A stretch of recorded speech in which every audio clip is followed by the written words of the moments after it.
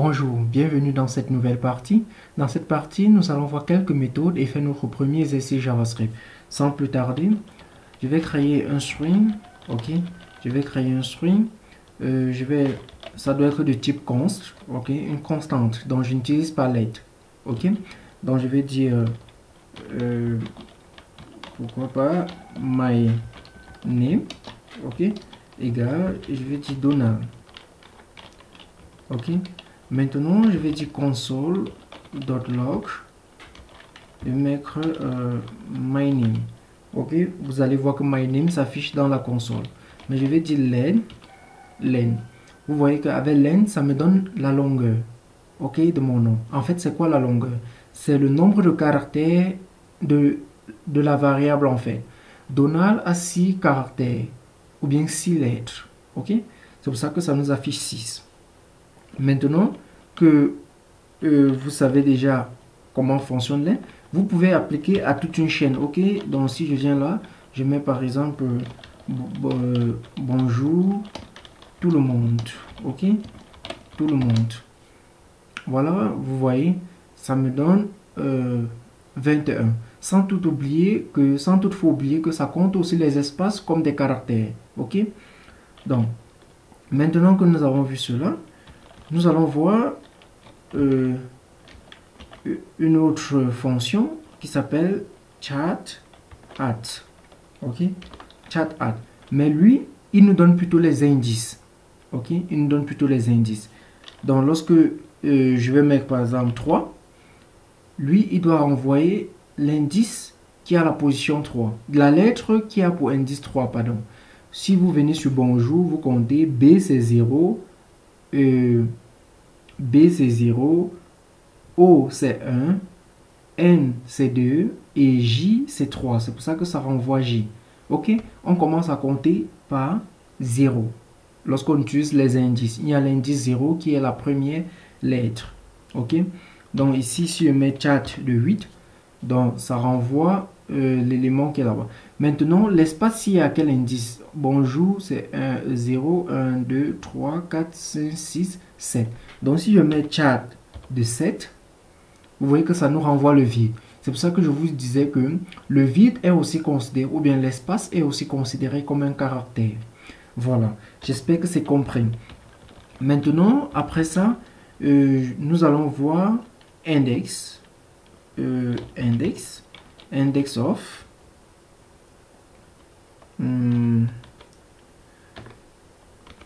voilà, index of. Maintenant, avec index, il suffit de donner le caractère pour connaître son index. Ok, par exemple, j'ai mis D, vous voyez que ça nous dit que c'est l'index 19.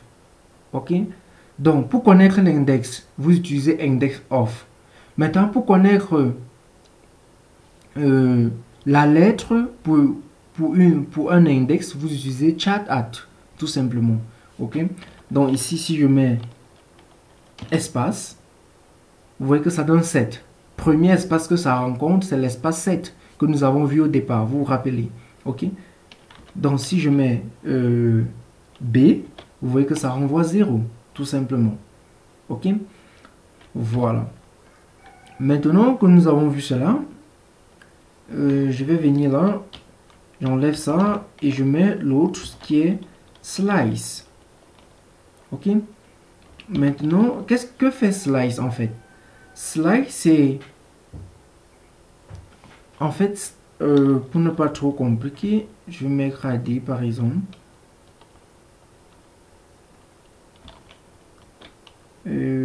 Non, je voulais pas encore vous montrer slice. Laissez-moi laisser d'abord slice. Je vais prendre split plutôt. Ok. Maintenant, en fait, split, je vais dire divise selon ce que vous indiquez. Si je dis divise à si je mets divise, je mets rien, par exemple. Ça veut dire que chaque lettre, ça divise chaque lettre et ça met dans un array. Ok, comme vous pouvez le voir dans la console en fait. Vous voyez, on a B, O, N, ainsi de suite, comme vous pouvez le voir ici. Maintenant, si je dis divise à J, ok, vous allez voir que c'est quand il rencontre un J qu'il divise. Regardez par exemple, bonjour à J. C'est pour ça que bon et jour sont divisés tout simplement. Ok, je crois que c'est simple. Si je dis divise à espace, ok, donc ça veut dire c'est quand il y a l'espace que ça divise. Vous comprenez un peu? Donc c'est un peu ça. Donc c'est la méthode split que je voulais vous montrer. Maintenant, il y a d'autres. Je vais mettre le lien dans la description qui vous montre toute la liste des méthodes que vous pouvez rencontrer en JavaScript. Maintenant, après ça, on peut utiliser tout lowercase, tout simplement. Tout lowercase. Vous voyez, tout lowercase, si dans c'est pour chance, pardon, j'ai mal écrit. To lowercase, voilà, to lowercase, ça veut dire juste pour mettre en minuscule. Ok, pour mettre en majuscule, c'est to uppercase. Donc, on vient juste ici, on enlève lower, on met upper. Ok, vous allez voir que le message directement est tout en majuscule. Ok, voilà. Donc, lower met tout le texte en minuscule et upper met tout le texte en majuscule, tout simplement.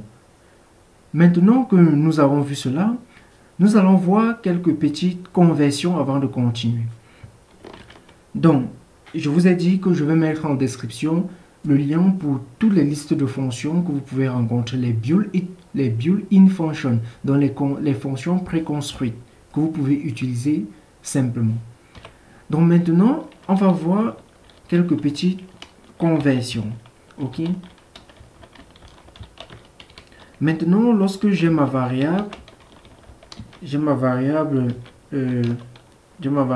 par exemple number égale à par exemple 45. Ok. Maintenant, si je viens, je dis par exemple console.log, j'ai dit number, je mets toString. Par exemple, je mets toString.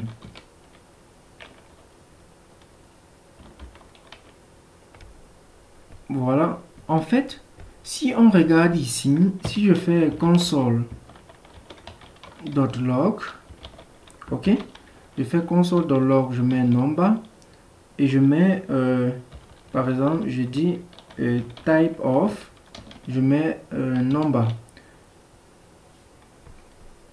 Vous voyez que ça dit que c'est un number, ok.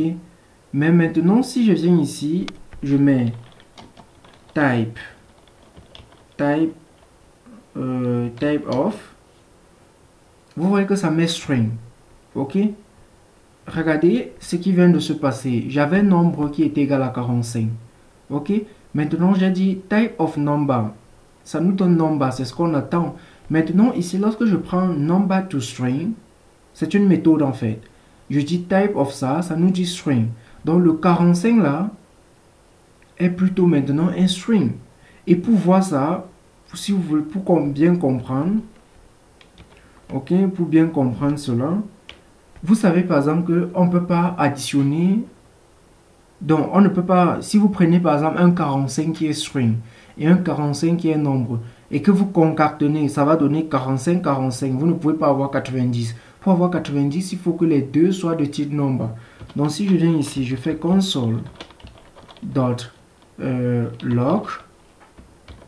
ok, je prends number, désolé, je prends number, je fais plus number dot to string, ok. Vous allez voir qu'à l'écran, ça nous renvoie 45, 45. Ok, ça envoie 45, 45. Pourquoi? Parce que ça prend les deux, ça prend un string et ça ajoute à un nombre. Donc ça fait ce qu'on appelle la concaténation, tout simplement. Maintenant que nous avons vu cela, on va continuer à voir comment qu'on voit les conversions. Maintenant, si j'ai je fais let, j'ai variable égale à 45.01, ok. Si je fais console.log, je mets ici var, je fais dot, peut-être, attendez, je vais enlever ça. Si je mets plutôt là 45.01 par exemple, et je viens ici, je fais var.number, ok, je fais var.number. Maintenant, ce qui va se passer en fait, c'est que attendez, pardon. Ce qui va se passer en fait, c'est que si je regarde type_of, donc si je viens, je mets ici type_of, on define, qu'est-ce que j'écris, variable, ok, c'est pas, ça prend plutôt, pour ceci, ça ne prend pas comme ça, c'est plutôt comme ceci. Ok, j'ai dit variable. Qu'est-ce qui... Ah, ok, j'ai mal écrit. C'est plutôt à l'extérieur. Bon, attendez, j'arrange, désolé. J'écris variable. Ok.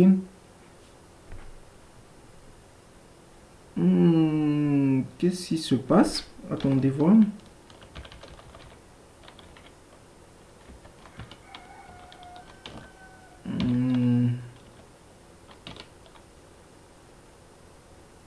On define. Non, c'est pas une fonction.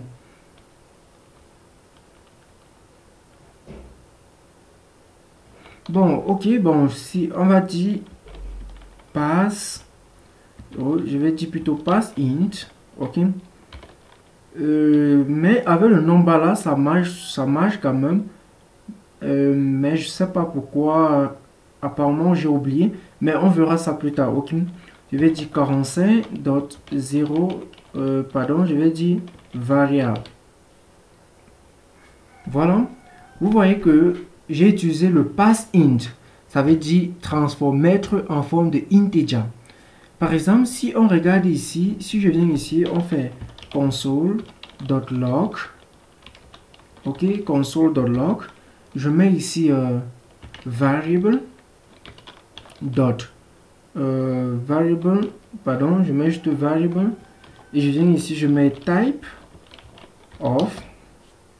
Vous allez voir que ça dit que c'est un string. Ok, c'est un string. Mais lorsque j'utilise pass in, je mets pass in, je mets variable, ça transforme en nombre. Ok, voilà. Maintenant, on peut toujours prendre cela et transformer sous forme de float number. Ok, donc maintenant, si je dis plutôt float, pardon, c'est avec F majuscule. Donc si je dis float, maintenant si je dis float, ça nous renvoie, c'est toujours un number. Mais à la différence, c'est quoi? Regardez, si je fais, j'enlève type of, je mets juste ça, je mets float, vous voyez que ça met combien? 45,01, mais c'est un number. À la différence, si vous mettez un int, ok, parce qu'il faut voir la différence entre int et float. Vous avez 40, 45. Ok. Donc, avec int, c'est les nombres entiers. Avec float, c'est les nombres avec... Ce sont les nombres décimaux. Tout simplement. Ok. Voilà. Donc, on a vu comment convertir avec le pass int, pass float. Ok. Donc, comment avec le toString pour les chaînes, pour mettre sous forme de chaîne. Ok. Maintenant que nous avons vu cela, nous allons voir encore d'autres méthodes. Nous allons voir la méthode. Nous allons voir d'autres méthodes. Nous allons faire quelques petits calculs. Pas des petits calculs, mais nous allons voir une bibliothèque qui s'appelle math. Ok. Maintenant, lorsque je fais console.log, je fais math. Si je fais pi, ok, vous voyez que ça me renvoie la valeur de pi. En fait, math, on appelle ça une bibliothèque. ok, ou bien un module, voilà, ok, vous pouvez appeler comme ça.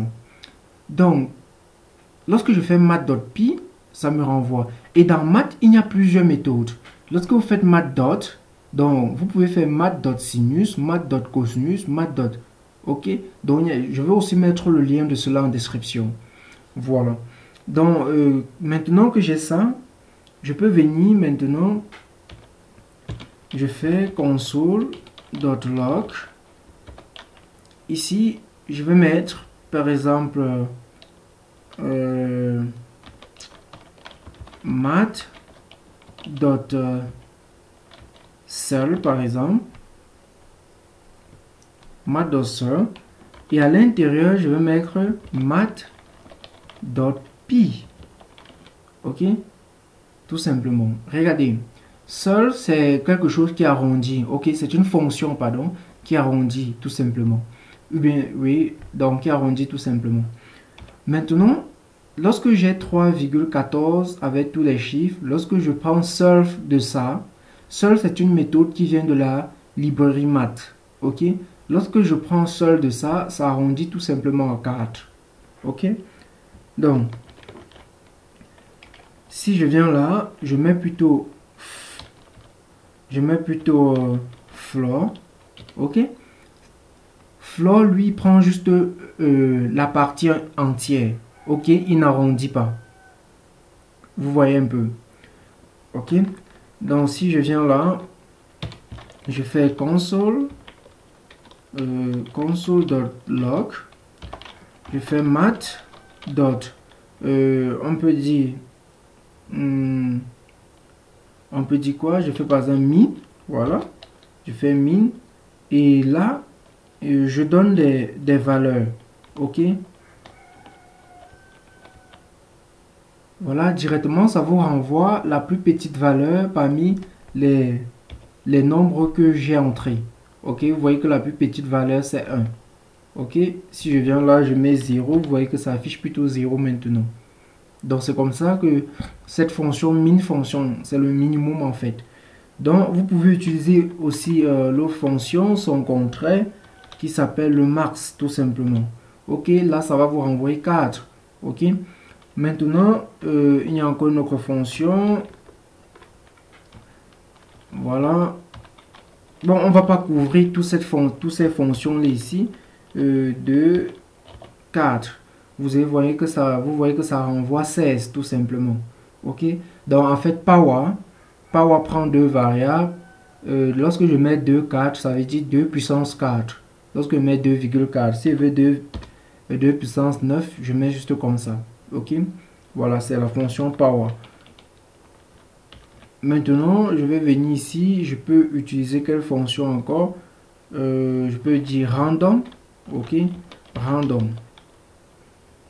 Voilà, maintenant, je mets comme ça. Voilà.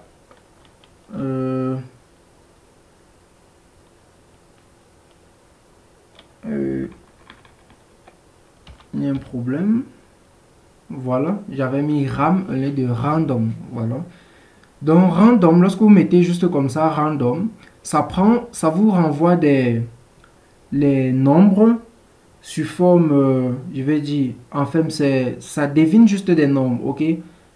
Donc ça prend des nombres au hasard, voilà. Ça vous renvoie, mais lorsque vous mettez math dans random, ça prend des nombres entre 0 et 0,99, 99. Donc ça ne part pas jusqu'à 1. Maintenant, si vous voulez prendre entre 0 par exemple et 10, vous allez faire multiplier par 10, voilà, et plus 1. Parce que si vous laissez juste 10 comme ça, ça va prendre jusqu'à 9, quelque chose. Ça va jamais atteindre 1. Donc vous pouvez mettre plus 1. Ok. Maintenant, vous pouvez faire, vous voyez que si je fais ça, ça vous donne des nombres arbitraires. Ok, ça prend un peu par-ci par-là. Ok, donc c'est comme vous pouvez le voir, ça prend des nombres par-ci par-là, donc arbitrairement, juste comme ça. Ok, donc on vient de voir random. Maintenant que nous avons vu ces quelques méthodes, on va faire un petit exercice que je vais vous donner. le petit exercice que je vais vous donner, en fait, c'est que vous allez écrire une fonction. Vous n'allez pas une fonction, désolé. Vous allez écrire un petit code qui va, en fait, bon, je vais utiliser let, qui va prendre le nom de l'utilisateur, qui va prendre un nom et envoyer les lettres arbitrairement, tout simplement. Donc, par exemple, voilà mon nom. Donc, vous allez écrire le code qui va prendre mon nom et afficher les lettres de mon nom arbitrairement. Donc, ça peut afficher O, N, tout simplement. Donc, mettez pause et faites cela. OK? Donc, maintenant, si vous avez fait, vous pouvez regarder la solution. En fait, on va dire seulement, on va commencer à résoudre ça pas à pas, parce que c'est un peu ça la programmation. En fait, résoudre un problème en programmation, c'est de prendre un problème large et diviser en tout petit problème et résoudre chaque petit problème jusqu'à avoir la solution totale en fait. Donc on va dire console.log d'abord, console.log, vu qu'on va envoyer les différents caractères de mon nom. Ok, donc si je prends par exemple déjà my name, je fais dot, je fais chat at. Ok, dès que je fais chat at, si je mets par exemple 1, vous voyez que ça affiche le caractère qui est à la position 1, tout simplement. Mais il faut que c'est toujours moi qui entre cela. Comment faire donc pour que cela soit arbitraire, ok, et que c'est pas moi qui le fais en fait. Donc on va dire my name, et dans my name on va mettre .chat at, mais alors là on va prendre la bibliothèque math, ok, et on va dire random. Vous voyez un peu, lorsqu'on dit random, on va mettre ici. Maintenant le random qu'on veut faire présentement, parce que regardez, si je viens là, je prends ça plusieurs fois par exemple, et là maintenant, parce que ça met toujours ça renvoie toujours DD. J'espère que vous comprenez pourquoi ça renvoie DD. Ça renvoie DD juste parce que random simple compte de 0, ça n'arrive pas à 1. Or 0, c'est la position D. Maintenant, si je multiplie par exemple, mon nom ici a combien de caractères? 1, 2, 3, 0, 1, 2, 3, 4, 5. Donc, si je viens là, je multiplie, ok, je multiplie, voilà, je multiplie par 5. Je multiplie par 5. Ici aussi, je multiplie par 5. Ici aussi, je multiplie par 5. Voilà, comme vous pouvez le constater, ça renvoie les lettres randomly. Par exemple, celui-ci a renvoyé A. Que vous voyez, l'autre a renvoyé N, l'autre a renvoyé N. Vous voyez, c'est randomly. En fait, c'est randomly. Maintenant, jusque-là, il y a un souci. Le code n'est pas réutilisable. Parce qu'il faut toujours que je précise la longueur ici. Il faut toujours que je précise cette longueur. Et maintenant, comment faire alors pour que le code soit réutilisable? Il faut juste que je vienne ici. Je dis, j'enlève 5. Mais je dis time. Alors là, je dis my name dot len. Ok? En fait, ça prend mon nom, my name, la variable qu'on a décrit, et en fait, ça multiplie, ça cherche la longueur de notre variable, en fait. Ok? Ça cherche cette longueur. Désolé, attendez, j'arrange ici. Voilà. Donc, comme vous pouvez le constater, donc lorsque je prends myname.len, ça calcule la longueur, en fait. tout simplement. Donc, si on répète ce code plusieurs fois, vous voyez que ça renvoie randomly. Et maintenant, on n'est plus obligé de connaître la longueur nous-mêmes. Donc, si je viens ici, j'entre un autre nom, ça renvoie comme ça peut. Ok? Vu qu'il y a les espaces, ça peut aussi renvoyer des espaces. Maintenant, jusque-là, il y a un souci, qui n'est pas vraiment tout un souci, mais sûrement vous êtes en train de vous poser cette question, que random renvoie des nombres, avec les virgules. Ok? Mais on veut des nombres entiers. Quelle fonction utiliser pour avoir des nombres entiers? Mais jusqu'à là, si on laisse le code comme ça, il n'y a pas de problème. Mais sûrement, vous pouvez avoir cette question. Vous êtes en train de vous poser que comment faire, en fait. Voilà, vous vous rappelez qu'on avait la fonction floor. Ok? On va utiliser floor. Pourquoi on ne doit pas utiliser cell? Parce qu'on sait qu'avec cell, ça peut aller au-delà de len. Parce que on a vu que ça peut aller au-delà. Parce que len, cell arrondit en fait. Or, on va utiliser plutôt floor. Maintenant, on va utiliser floor sur qui en fait? C'est sur ce monsieur en fait. Si je viens là, on enlève ça jusqu'ici. Je coupe. Ok? Là, on met floor, pardon. On met floor. Et je mets ceci. Ok? Je mets maintenant mat. Mat dot. Et je colle le bout de code qu'on avait au départ. Ok? Maintenant, je vais enlever ces deux lignes. Voilà. Donc, voilà le code maintenant. Maintenant, si je répète juste, vous voyez, on a maintenant différemment et ça fonctionne très bien. Ok, comme vous pouvez le voir, ça fonctionne très bien. Donc, c'était votre premier exercice en JavaScript. J'espère que vous avez aimé et que vous avez compris l'exercice. À nous revoir dans la prochaine partie.